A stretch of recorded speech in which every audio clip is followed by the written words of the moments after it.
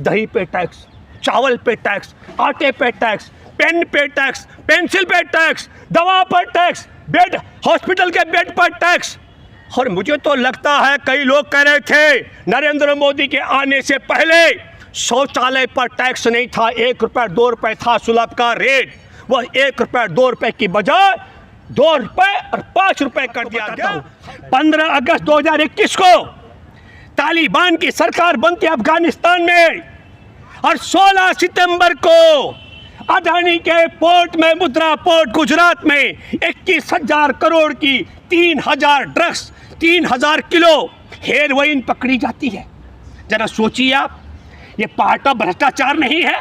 छोटा सा आरोप लगने पर आपने नूह में बिना जांच पड़ताल के अवैध तरीके से नूह के गरीबों के घर और उनकी रोजी रोटी के ठिकाने ध्वस्त कर दिए। पर क्या बुलडोजर नहीं है मोदी तुम्हारे पास? नहीं है मुद्रा पोर्ट पे ले जाने के लिए बुलडोजर? तो हम बुलडोजर भी देते हैं, उसको पहुंचाने की व्यवस्था भी करते हैं।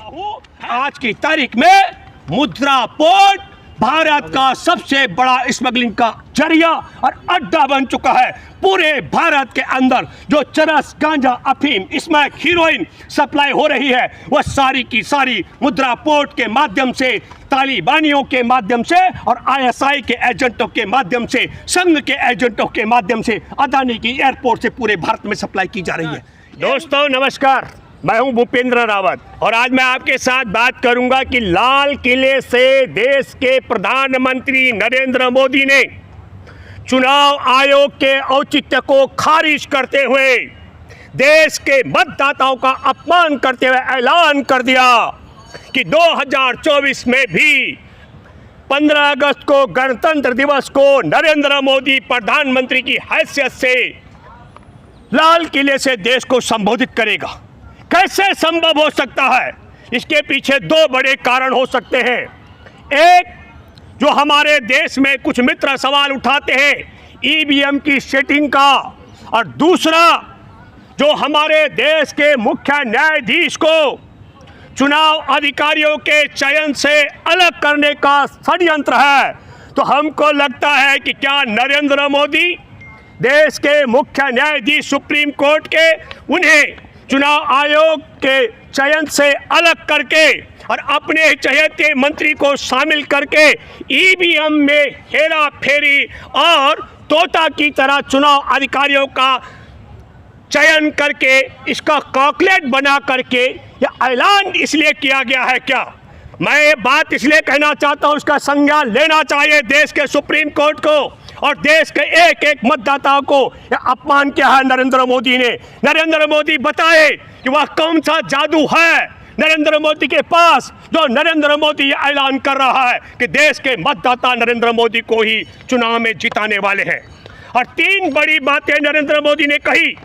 हमारे देश में अभिशाप बताया गया है परिवारवाद को, और मैं बताना चाहता हूं नरेंद्र मोदी के मंत्रिमंडल में पीयूष गोयल, वेद प्रकाश का बेटा है वेद प्रकाश, केंद्रीय राज्य मंत्री थे अटल बिहारी वाजपेयी के सरकार में। बिल्कुल सही कहा नरेंद्र मोदी ने कि कुछ राजनीतिक पार्टियों के वारिस इस देश में घुन की तरह है, जिस तरीके से पीयूष गोयल की तरफ इशारा किया गया है।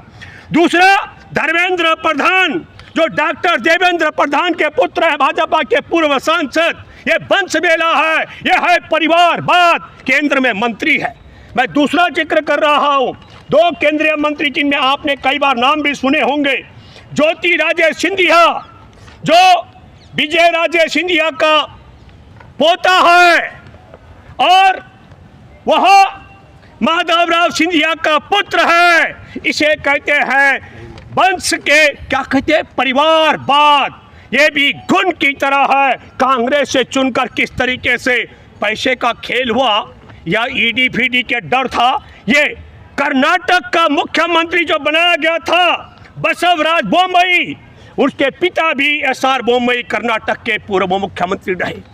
ऐसे में एक लंबी सूची भारत में उन लोगों की जो देश के आज़ादी के खिलाफ थे, उनके भी परिवारवाद में देश के अंदर 90 राजनेता देश भर में है। ये मैंने 4 का जिक्र इसलिए किया क्योंकि ये आपके सामने है।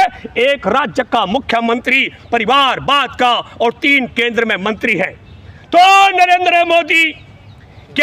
नरेंद्र मोदी माधवराव सिंधिया का संतान के रूप में ज्योतिरादित्य सिंधिया को नहीं मानते क्या? ये सवाल मैं इसलिए कह रहा हूं कि परिवारवाद पर सवाल किया जा रहा है। मैं नहीं कह रहा हूं, ये ज्योतिरादित्य सिंधिया को सोचना चाहिए कि आपको वो माधवराव सिंधिया का पुत्र अगर मानते हैं तो फिर परिवारवाद क्यों नहीं होगा? पीयूष गोयल को अगर वेद प्रकाश गोयल का संतान नहीं मानते हैं तो पीयूष गोयल को सवाल उठाना चाहिए। और अगर मानते हैं तो फिर ये परिवारवाद नहीं है तो और क्या है मोदी जी?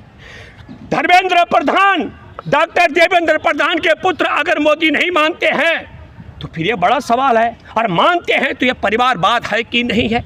मैं दूसरा जिक्र करना चाहता हूं भ्रष्टाचार को लेकर के। ट्रांसपेरेंसी इंटरनेशनल के मुताबिक दुनिया के देशों में भ्रष्टाचार में 80 नंबर है हमारा, 80 नंबर। ईमानदारी पर उसके बाद 1 नंबर, 2 नंबर, बेईमानी में 3 नंबर, 80वें पायदान में है भारत। ये रिपोर्ट है पिछले 9 साल की और ये रिपोर्ट है जो अभी लाल किले से ऐलान किया गया। और ऑक्सफैम की रिपोर्ट के मुताबिक मैं जिक्र करना चाहता हूं भ्रष्टाचार का। और बहुत गाल बजाए जा रहे हैं जीएसटी के विषय में। जो भारत का टैक्स है 64% हिस्सेदारी देश के सबसे गरीब 50% आबादी से देश की 64% हिस्सेदारी टैक्स से वसूली जा रही है। तब सवाल उठाते हैं कि 5 किलो अनाज दे रहे हैं। ये मैं नहीं कह रहा हूं, नरेंद्र मोदी की सरकार का कोई भी अर्थशास्त्री बैठे, मैं दावे के साथ में कह सकता हूं कि ऑक्सफैम की रिपोर्ट के मुताबिक भारत का जो टोटल रेवेन्यू इकट्ठा होता है उनमें 50% लोगों से 64% टैक्स कैसे लिया जा रहा है? दही पे टैक्स, चावल पे टैक्स, आटे पे टैक्स, पेन पे टैक्स, पेंसिल पे टैक्स, दवा पर टैक्स, बेड, हॉस्पिटल के बेड पर टैक्स। और मुझे तो लगता है कई लोग कह रहे थे नरेंद्र मोदी के आने से पहले शौचालय पर टैक्स नहीं था, 1 रुपये 2 रुपये था सुलभ का रेट। वह 1 रुपये 2 रुपये की बजाय 2 रुपये और 5 रुपये कर दिया गया। हमको तो लगता है कि उसमें भी हगने मूतने में भी मोदी टैक्स हुआ। जो लोग सुलभ शौचालय इस्तेमाल करते होंगे उन लोगों को भुगतना पड़ता है। मैं मेट्रो में सफ़र करता हूं, पहले 1 रुपये देना पड़ता था, 2 रुपये देना पड़ता है और महिलाओं को 5 रुपये देना पड़ता है। ये मैं आपको कहना चाहता हूँ। 40% अगली आबादी जो देश में मध्यम वर्ग की है उनको 33% टैक्स अदा करना पड़ता है। 64 और 33 आप समझ रहे हैं, और ये हो गया 97% टैक्स। और भारत के जो 10% धनवान हैं उनको टैक्स कितना देना पड़ता है? मात्र 3%।